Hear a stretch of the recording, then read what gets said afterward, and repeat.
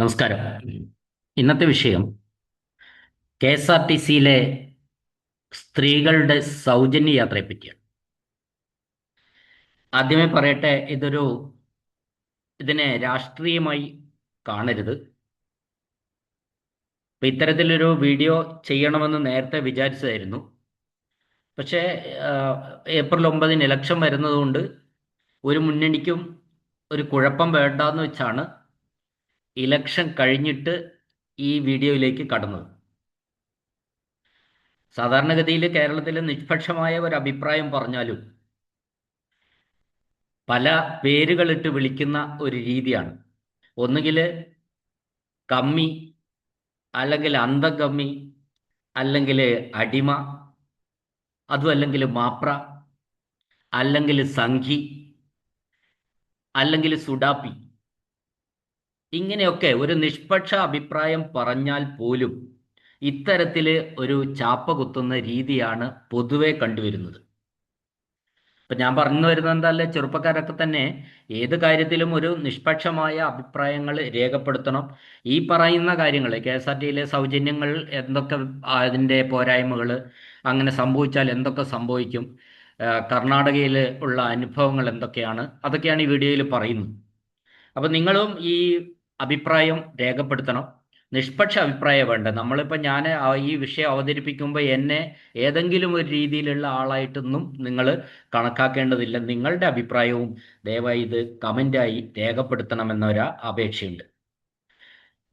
അപ്പോൾ സ്ത്രീകൾക്ക് കൊടുത്തിട്ടുള്ള ഓഫറുകളെ പറ്റിയാണ് നമ്മൾ പറയുന്നത്. എന്തുകൊണ്ടാണ് നമ്മൾ ശരിക്കും, പ്രത്യേകിച്ച് ഇലക്ഷൻ വരുമ്പോൾ, എല്ലാവരും സ്ത്രീകൾക്ക് മാത്രം സൗജന്യങ്ങൾ വാരിക്കൊടുക്കുന്നത്? ഇപ്പോൾ കെ എസ് ആർ ടി സിയിൽ സൗജന്യം, കോളേജിൽ പോകുന്ന പെൺകുട്ടികൾക്ക് 1000 രൂപ, 35-നും 60-നും വയസ്സിനിടയിലുള്ള സ്ത്രീകൾക്ക് 1000 രൂപ. ഇങ്ങനെ മുന്നണികൾ സ്ത്രീകൾക്ക് ഓഫറുകൾ കൊടുക്കുമ്പോൾ അത് വോട്ടായി മാറുന്നു എന്ന് മുന്നണികൾ ധരിക്കുകയോ തെറ്റിദ്ധരിക്കുകയോ ചെയ്തിട്ടുണ്ട് എന്നാണ് മനസ്സിലാകുന്നത്. ഞാൻ പറയുന്നതിൽ എവിടെയാണ് ഒരു സമത്വം എന്ന് പറയുന്നത്? നമുക്ക് കൂടുതൽ മറ്റ് ഒരുപാട് വിഷയങ്ങൾ എടുക്കേണ്ട, കെ എസ് ആർ ടി സിയിലെ സൗജന്യ യാത്രയിലേക്ക് ലിമിറ്റ് ചെയ്തിട്ട് നമുക്ക് സംസാരിക്കാം. നമ്മൾ വിചാരിച്ച് നോക്കുക, K S R T C ബസ്സിൽ ഒരേ സീറ്റിൽ നമ്മൾ ഒരു പുരുഷനും സ്ത്രീയും പോവുകയാണ്, യാത്ര ചെയ്യുകയാണ്. പുരുഷൻ ചാർജ് കൊടുക്കണം, സ്ത്രീ ചാർജ് കൊടുക്കേണ്ടതില്ല. നിങ്ങൾ ആലോചിച്ച് നോക്കത്. അപ്പൊ ഇത് ഒരു തികഞ്ഞ ലിംഗവിവേചനമല്ലേ? യാത്രാ സൗകര്യം എല്ലാവരുടെയും അവകാശമാണ്. സ്ത്രീകൾക്ക് മാത്രം സൗജന്യം നൽകുന്നത് അത് പുരുഷന്മാരോടുള്ള വിവേചനമാണ്. ആനുകൂല്യങ്ങൾക്ക് ലിംഗഭേദം കൊടുക്കുന്നത് എങ്ങനെയാണ്? ഇതൊക്കെ നമ്മൾ ചിന്തിക്കേണ്ട വിഷയങ്ങളാണ്. പക്ഷേ വേറൊരു ചോദ്യം എനിക്ക് ചോദിക്കാനുള്ള, സർക്കാർ ഉദ്യോഗസ്ഥരായിട്ടുള്ള സ്ത്രീകൾക്കും ഉയർന്ന വരുമാനമുള്ള സ്ത്രീകൾക്കും ഇതിൻ്റെ ആവശ്യമുണ്ടോ? ഇപ്പം 50,000 60,000 രൂപയും ശമ്പളം വാങ്ങുന്ന സർക്കാർ ജീവനക്കാർ, അല്ലെ കമ്പനികളിൽ ജോലി ചെയ്യുന്നവർ, ഇവർക്കൊക്കെ ഇത്തരത്തിലുള്ള സൗജന്യ യാത്ര എന്തിനാണ്? ഇനി കെ എസ് ആർ ടി സിയിലേക്ക് നമ്മൾ കടന്നുപോയാൽ, കെ എസ് ആർ ടി സിയിൽ ഇത് നടപ്പാക്കിയാൽ ഒരു ദിവസം ടിക്കറ്റ് വരുമാനത്തിലെ 3 കോടി രൂപയുടെ കുറവുണ്ടാകുമെന്നാണ് കണക്കാക്കപ്പെടുന്നത്. നിലവില് കെ എസ് ആർ ടി സിയിൽ ശരിക്കും സ്വിഫ്റ്റിലെ ജീവനക്കാരടക്കം ഏകദേശം 30,000 ജീവനക്കാരാണ് ഉള്ളത് എന്നാണ് കണക്കാക്കപ്പെട്ടിട്ടുള്ളത്. അതിന് പുറമെ ഏകദേശം 40,000-ഓളം പെൻഷൻകാരും ഉണ്ട്. അപ്പൊ ഇത് സർക്കാർ സഹായത്തോടെയാണ് ഇപ്പോൾ തന്നെ ശമ്പളവും പെൻഷനും നൽകുന്നത്.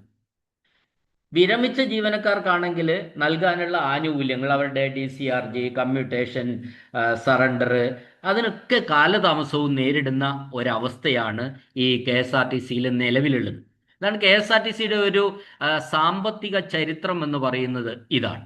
നമുക്കറിയാം, കെ എസ് ആർ ടി സിയിൽ ഒരുപാട് തരത്തിലുള്ള സർവീസുകൾ നടത്തുന്നുണ്ട്. ഓർഡിനറി ബസ്സുകളുണ്ട്, ലിമിറ്റഡ് സ്റ്റോപ്പ് ഫാസ്റ്റ് പാസഞ്ചേഴ്സ് ഉണ്ട്, സൂപ്പർ ഫാസ്റ്റുകളുണ്ട്, മിന്നലുണ്ട്, ഗരുഡയുണ്ട്, വോൾവോ ഉണ്ട്, സ്കാനിയ ഉണ്ട്, സ്വിഫ്റ്റ് ഉണ്ട്. അങ്ങനെ വിവിധ തരത്തിലുള്ള യാത്രാ സർവീസുകൾ ഈ K S R T C നടത്തുന്നുണ്ട്.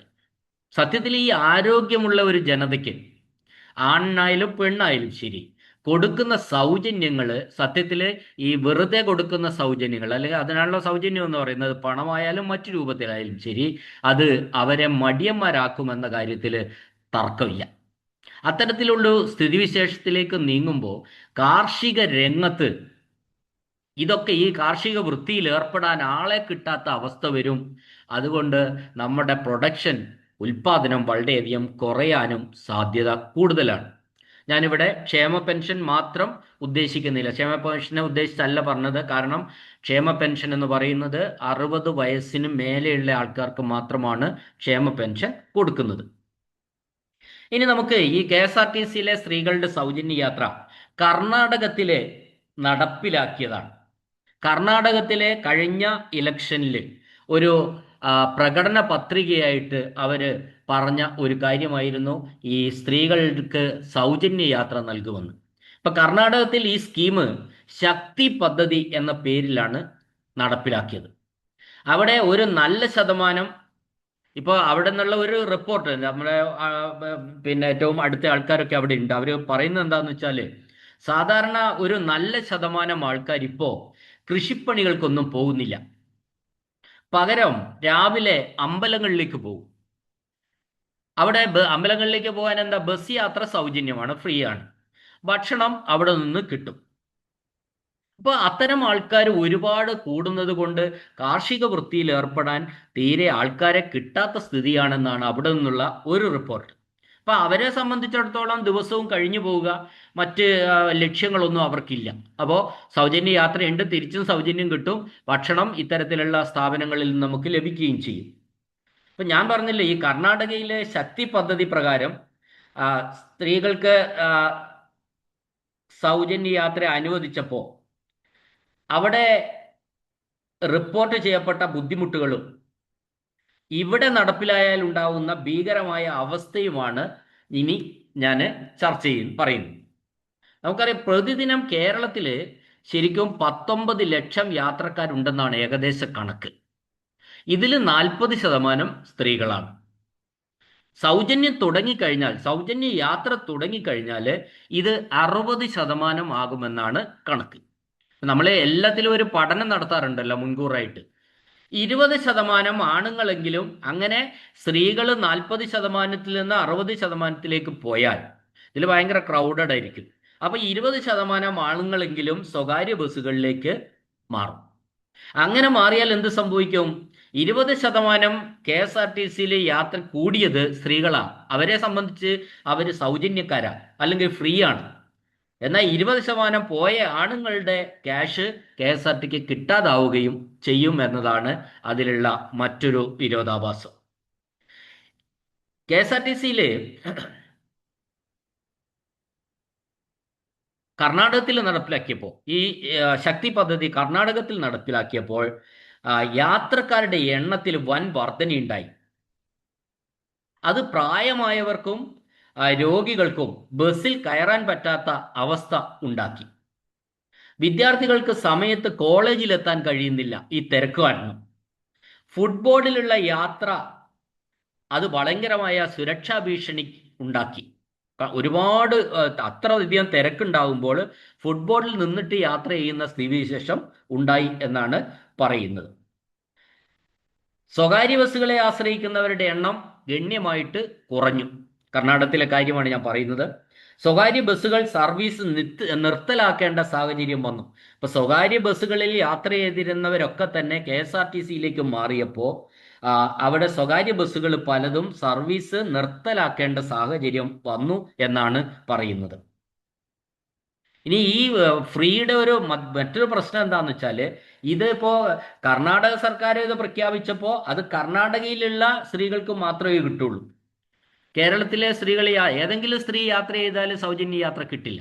അല്ല, തമിഴ്നാട്ടിലുള്ള സ്ത്രീകൾ കർണാടകത്തിൽ വന്ന് യാത്ര ചെയ്ത് കഴിഞ്ഞാൽ അവർക്ക് ഈ സൗജന്യ യാത്ര ഇല്ല. അതുകൊണ്ട് തന്നെ ഈ സൗജന്യ യാത്രയിൽ സഞ്ചരിക്കുന്ന സ്ത്രീകൾ ഒരു ID കാർഡ് കയ്യിൽ കരുതേണ്ടതാണ്. അതാണ്. അങ്ങനെ ID കാർഡ് കയ്യിൽ കരുതുമ്പോൾ സാധാരണഗതിയിൽ ഈ ID കാർഡ് കണ്ടക്ടർ പരിശോധിക്കണം. അങ്ങനെ കണ്ടക്ടർ പരിശോധിച്ചതിന് ശേഷം ഈ സൗജന്യ യാത്രയുള്ളവർക്ക് ശരിക്കും സീറോ ടിക്കറ്റ് നൽകണമെന്നാണ് വ്യവസ്ഥ. അപ്പോൾ സൗജന്യ യാത്രയ്ക്കുള്ള ID കാർഡ് പരിശോധിക്കണം. അതിൻ്റെ അടിസ്ഥാനത്തിൽ കർണാടക സ്റ്റേറ്റിലുള്ള പിന്നെ താമസിക്കുന്നവരാണെങ്കിൽ അവർക്ക് സീറോ ടിക്കറ്റ് നൽകണം. ഇത് ശരിക്കും കണ്ടക്ടർമാർക്ക് കനത്ത ജോലിഭാരം. ID വെരിഫൈ ചെയ്യണം, സീറോ ടിക്കറ്റ് നൽകണം. അത് തിരക്കുള്ള സമയങ്ങളിലാണെങ്കിൽ വളരെ വലിയ ഒരു ബുദ്ധിമുട്ടിലേക്ക് കാര്യങ്ങൾ പോയി എന്നാണ് അവർ പറയുന്നത്. മാത്രമല്ല, ഏതെങ്കിലും ഒക്കെ കൊണ്ടത് പ്രിസ്ക്രൈബ്ഡ് IDs പറഞ്ഞിട്ടുണ്ട്. കണ്ടക്ടറുമായിട്ട് നിരന്തരമായിട്ട് തർക്കങ്ങൾ ഉണ്ടാവുന്നു എന്നതാണ് മറ്റൊന്ന്. ഇത് അവിടെ കർണാടകത്തിൽ ഈ സ്കീം നടപ്പിലാക്കിയപ്പോൾ വലിയ ബാധ്യത വന്നു ശരിക്കും. ആ പ്രതിസന്ധി KSRTC മറികടക്കാൻ വേണ്ടി ശരിക്കും പിന്നീട് 15% ചാർജ് കൂട്ടുകയാണ് ചെയ്തത്.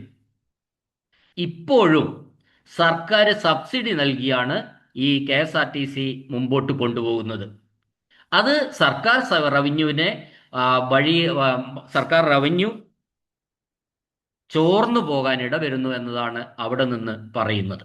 അപ്പൊ സർക്കാർ ഇങ്ങനെ ഓരോ മാസവും സബ്സിഡികൾ കയ്യില്ലാതെ സബ്സിഡികൾ കൊടുക്കുമ്പോൾ KSRTCക്ക് കൊടുക്കുമ്പോൾ, അങ്ങനെ കൊടുത്തില്ലെങ്കിൽ KSRTC മുമ്പോട്ട് പോകാൻ പറ്റും, കർണാടകത്തിൽ പറ്റുന്നില്ല. അപ്പോൾ അത് നമ്മൾ സർക്കാരിന്റെ റവന്യൂവിനെ ബാധിക്കുന്നെന്നാണ് പറയുന്നത്. മറ്റൊരു അവിടെ നിന്നുള്ള റിപ്പോർട്ട് എന്താണെന്ന് വെച്ചാൽ ഓട്ടോറിക്ഷ ഡ്രൈവർമാരുടെ വരുമാനത്തിൽ ഗണ്യമായി ഇടിവുണ്ടായി എന്നാണ് ഇത് നടപ്പിലാക്കിയപ്പോൾ. കാരണം എന്താണെന്ന് വെച്ചാൽ ചെറിയ ദൂരം സ്ത്രീകൾ ബസ്സിനെ ആശ്രയിക്കുന്ന ഒന്നാണ്. ചെറിയ ദൂരം യാത്ര ചെയ്യാൻ സൗജന്യമാണല്ലോ, അപ്പോൾ ബസ്സിനെ ആശ്രയിക്കുന്നു. അതുകൊണ്ട് ഓട്ടോറിക്ഷ ഡ്രൈവർമാരുടെ വരുമാനത്തിലും ഗണ്യമായി ഇടിവുണ്ടായി എന്നാണ് പറഞ്ഞത്. ഇനി നമ്മൾ കേരളത്തിൽ നടപ്പിലാക്കിയാൽ ഉള്ള ഒരു സ്ഥിതിയിലേക്ക് വരാം. കേരളം നമുക്കറിയാം ഒരു ഉപഭോക്തൃ സംസ്ഥാനമാണ്. ടിക്കറ്റ് വരുമാനത്തിൽ ഉണ്ടാകുന്ന വലിയ കുറവ് പരിഹരിക്കാൻ സർക്കാർ വലിയ തുക സബ്സിഡി ആയിട്ട് നൽകേണ്ടി വരും ഇത് കേരളത്തിലാണെങ്കിൽ. ഇങ്ങനെ കൊടുത്താൽ ഉണ്ടാകുന്ന റവന്യൂവിൽ ഉണ്ടാകുന്ന കുറവ്, നമ്മളുടെ സർക്കാർ റവന്യൂവിൽ കുറവുണ്ടാവും. അത് വികസനത്തെ ബാധിക്കും. പദ്ധതികൾ വെട്ടിച്ചുരക്കേണ്ടി വരും. ശമ്പളവും പെൻഷനും നൽകുന്നതിന് പോലും തടസ്സങ്ങൾ വരും. ഇനി സർക്കാർ സബ്സിഡി കൊടുത്തില്ലെങ്കിൽ KSRTC സംശയിക്കേണ്ട, പൂട്ടേണ്ടിയും വരും. ഇനി കേരളത്തിൽ നടപ്പിലാക്കുമ്പോൾ സംഭവിക്കുന്ന കാര്യങ്ങളാണ് ഇപ്പം ഞാൻ പറയുന്നത്. സ്ത്രീകൾ കൂടുതലും KSRTCയെ ആശ്രയിക്കും. അപ്പോൾ സ്വാഭാവികമായിട്ടും സ്വകാര്യ ബസ് മേഖലയിൽ ആൾക്കാരുടെ എണ്ണം ഗണ്യമായിട്ട് കുറയും. മറ്റൊന്ന്, പിന്നെ കൂടുതലും കാര്യങ്ങൾ സാധിക്കാൻ വേണ്ടി ഓരോ കാര്യങ്ങൾ നമ്മളുടെ സ്വകാര്യ ആവശ്യങ്ങളും വീട്ടിലെ ആവശ്യങ്ങളും ഒക്കെ നടത്താൻ വേണ്ടി സ്ത്രീകൾ തന്നെ പുറത്തേക്ക് ഇറങ്ങുന്ന സാഹചര്യം കൂടുതലായിട്ട് വരും. ഇപ്പം എൻ്റെ വീട്ടിൽ നിന്ന് ജില്ലാ ആസ്ഥാനത്ത് പോയി ഒരു കാര്യം നടത്തി തിരിച്ചു വരണമെങ്കിൽ ആക്ച്വൽ ബസ് ഫെയർ എന്ന് പറയുന്നത് പോയി തിരിച്ചു വരാൻ 136 രൂപ വേണം. അപ്പൊ അത് സ്ത്രീയാ പോയതെങ്കിലോ ഈ 136 രൂപ ലാഭമാണ്. അപ്പൊ അത്തരം ഒരു സാഹചര്യം വരുമ്പോൾ സ്ത്രീകൾ തന്നെ മിക്കവാറും കാര്യങ്ങൾ നടത്താൻ വേണ്ടി KSRTCയുടെ സൗജന്യം, KSRTC വ്യാപകമായി ഉള്ള സ്ഥലങ്ങളിൽ മാത്രമേ ഇതുള്ളൂ. എന്നാൽ ചില സ്ഥലങ്ങളിൽ KSRTCയുടെ എണ്ണം കുറവാണ്. അവിടെ ഇത്തരത്തിലുള്ള പ്രശ്നങ്ങൾ വലുതായിട്ടുണ്ടാവില്ല. അപ്പൊ അങ്ങനെ വരുന്ന ഒരു സമയത്ത് ഈ പുരുഷന്മാര് പുറത്തേക്ക് ഇറങ്ങാത്ത അവസ്ഥ, എല്ലാ കാര്യങ്ങളും സ്ത്രീകൾ കൊണ്ടുപോയി സ്ത്രീകൾ യാത്ര ചെയ്ത് കാര്യങ്ങൾ നടത്തേണ്ട ഒരവസ്ഥ വരും. പുരുഷന്മാര് പുറത്തേക്ക് ഇറങ്ങാണ്ടാവും. അപ്പോഴുണ്ടാകുന്ന ഒരു സാമൂഹിക പ്രശ്നം അതിവിടെ ഞാൻ ചർച്ച ചെയ്യുന്നില്ല, പോട്ടെ. ഇനി നമ്മളൊക്കെ ഞാനടക്കം KSRTC പ്രിഫർ ചെയ്യുന്ന ഒരാൾ. ഇപ്പോൾ ഒരു ബസ് പ്രൈവറ്റ് പോയി അത് കഴിഞ്ഞാൽ തൊട്ട് പുറകെ KSRTC ഉണ്ടെങ്കിൽ അതിൽ കയറാമോ എന്നാണ് നമ്മൾ ചിന്തിക്കുക. അപ്പോൾ അങ്ങനെ പോയാൽ കാലൊക്കെ നീട്ടി വെച്ച് വളരെ സുഖമായിട്ട് പോകാം. സത്യത്തിൽ ഇനി അത് നടക്കുമോ? അതാണ് എനിക്ക് ചോദിക്കാനുള്ളത്. മറ്റൊരു പ്രശ്നം എന്താ വെച്ചാൽ ഈ ചെറിയ ദൂരത്തിൽ ഒരു 10-30 രൂപ ബസ് ഫെയർ ഉള്ള സ്ഥലത്ത് ദിവസേന പോകുന്ന ജീവനക്കാരായിട്ടുള്ള ആൾക്കാർ അവർ മിക്കവാറും സീസൺ ടിക്കറ്റിൽ ട്രെയിനിലായിരിക്കും പോവുക. അപ്പോൾ ഇത്തരത്തിലുള്ള സൗജന്യമൊക്കെ കിട്ടുമ്പോൾ ഈ സീസൺ ടിക്കറ്റ് എടുത്തു പോകുന്ന സ്ത്രീകളൊക്കെ തന്നെ ഇനി പ്രൈവറ്റ് ബസ്സിലേക്ക് KSRTCയിലേക്ക് വരാം. അപ്പോൾ സീസൺ ടിക്കറ്റ്, ചെറിയ ഡിസ്റ്റൻസിൽ സീസൺ ടിക്കറ്റ് പോയി എടുത്ത് യാത്ര ചെയ്യുന്ന സ്ത്രീകളുടെ കണക്കും ആ എണ്ണവും KSRTCയിലേക്ക് വീണ്ടും വരാനുള്ള സാധ്യത കൂടുതലാണ്. അപ്പോൾ ഇങ്ങനെയൊക്കെ നമ്മൾ കണക്ക് കൂട്ടുമ്പോൾ ഉള്ളൊരു പ്രശ്നം എവിടെയാന്ന് വെച്ചാൽ KSRTCയിൽ യാത്രക്കാരുടെ എണ്ണം കുത്തനെ കൂടും. പക്ഷേ അതെല്ലാം ഈ കുത്തനെ കൂടുന്നതൊക്കെ ഫ്രീക്കാരാണ്, സൗജന്യക്കാരാണ്. എന്ന് പറഞ്ഞാൽ സ്ത്രീകളായിരിക്കും. ഈ പണം കൊടുത്ത് പോയിക്കൊണ്ടിരുന്ന, ഇനിയും പോകുന്ന ആണുങ്ങളൊക്കെ തന്നെ സ്വകാര്യ ബസ്സിലേക്ക് മാറുകയും ചെയ്യും. നിങ്ങൾ ഓർത്തു നോക്കുക, സൗജന്യക്കാരുടെ എണ്ണം കണ്ടമാനം കൂടുകയും പണം കൊടുത്തു പോകുന്നവരുടെ എണ്ണം കുറയുകയും ചെയ്യുമ്പോൾ ഉള്ള ഈ ഒരു കമ്പനിക്ക് ഉണ്ടാകുന്ന ആ ഒരു അവസ്ഥ നമ്മളൊന്ന് ആലോചിക്കണം. അപ്പോൾ ഇത് ഒരു മുന്നണിയായിട്ട് നമുക്ക് പറയാൻ കഴിയില്ല. ഇപ്പോഴത്തെ ഭരണമുന്നണിയും ഇക്കാര്യം ചർച്ച ചെയ്തിട്ടുണ്ട് എന്നാണ് അറിഞ്ഞത്. KSRTCയിൽ സ്ത്രീകൾക്ക് സൗജന്യ യാത്ര കൊടുക്കാൻ പറ്റുമോ? പക്ഷേ അങ്ങനെ ചർച്ച ചെയ്തെങ്കിലും അവരതിന് നിന്നിട്ടില്ല എന്നാണ് മനസ്സിലാകുന്നത്. കാരണം അവരുടെ പ്രകടന പത്രികയിൽ ഈ കാര്യം കണ്ടിട്ടില്ല. അതിലെന്തോ ഒരു പിന്നെന്താ കുഴപ്പം മണത്തുകൊണ്ടായിരിക്കാം അത് കണ്ടില്ല എന്നുള്ളതാണ് സത്യം. അപ്പോൾ നമ്മൾ മനസ്സിലാക്കേണ്ട കാര്യം, അധികാരത്തിന് വേണ്ടി ഏതൊക്കെ മുന്നണികൾ എന്തൊക്കെ ഓഫറുകൾ വെച്ചാലും, അതാ ഏറ്റവും അവസാനമായിട്ട് പറയാനുള്ളത് അതാണ്. ഒരു അധികാരം കിട്ടാൻ വേണ്ടിയിട്ട് ഏതൊക്കെ മുന്നണികൾ എന്തൊക്കെ ഓഫറുകൾ വെച്ചാലും നമ്മുടെ കേരളത്തിലെ പൊതുഗതാഗതത്തിൻ്റെ നട്ടെല്ലായ KSRTC നിലനിൽക്കണം എന്ന ആഗ്രഹത്തോടു കൂടി എല്ലാവരും ചിന്തിക്കാൻ വേണ്ടി ഈ വിഷയം ഇവിടെ സമർപ്പിച്ചുകൊണ്ട് ഞാൻ അവസാനിപ്പിക്കുകയാണ്. നിങ്ങളുടെ ഓരോരുത്തരുടെയും അഭിപ്രായങ്ങൾ, ഇത്തരം കാര്യങ്ങളിലെ അഭിപ്രായങ്ങൾ, പൊതുകാര്യമാണിത്, അഭിപ്രായങ്ങൾ നിങ്ങൾ കമൻ്റായിട്ടൊക്കെ രേഖപ്പെടുത്തണം. നമുക്ക് പറ്റുന്ന വേദിയിലൊക്കെ തന്നെ ഇത്തരത്തിലുള്ള കാര്യങ്ങൾ ഉന്നയിക്കണം.